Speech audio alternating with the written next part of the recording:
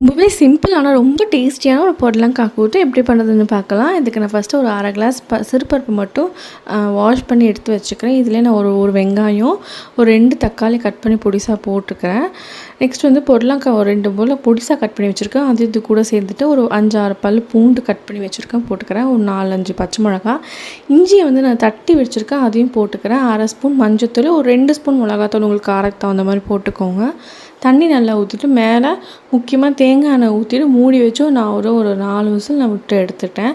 இப்போ இது நல்லா மிக்ஸ் பண்ணிவிட்டு இது சூட்டோடவே இதில் துருவிய தேங்காய் போட்டுட்டு நல்லா மிக்ஸ் பண்ணிக்கோங்க. உங்களுக்கு தண்ணி வேணும் அப்படின்னா கொஞ்சம் ஆட் பண்ணிக்கோங்க, ப்ராப்ளம் இல்லை. இப்போ தாளிக்கிறதுக்கு தேங்காய் எண்ணெய்லாம் இல்லைன்னா நெய், கடுகு, ஜீரகம், பெருங்காயம், கருவேப்பிலை, காஞ்ச மிளகாய்லாம் போட்டுட்டு உப்பு தேவையான அளவு நான் 2 ஸ்பூன் போட்டிருக்கேன். இப்போ இது நல்லா மிக்ஸ் பண்ணிவிட்டு சுடு சாப்பாடு கூட போட்டு பசஞ்சு சாப்பிட்டு பாருங்கள். அப்பா அவ்வளோ டேஸ்டியாக இருக்கும். கண்டிப்பாக சேவ் பண்ணி ட்ரை பண்ணி பாருங்கள். அண்ட் மறக்காமல் எனக்கு ஒரு ஃபாலோ பண்ணிவிடுங்க. பாய்.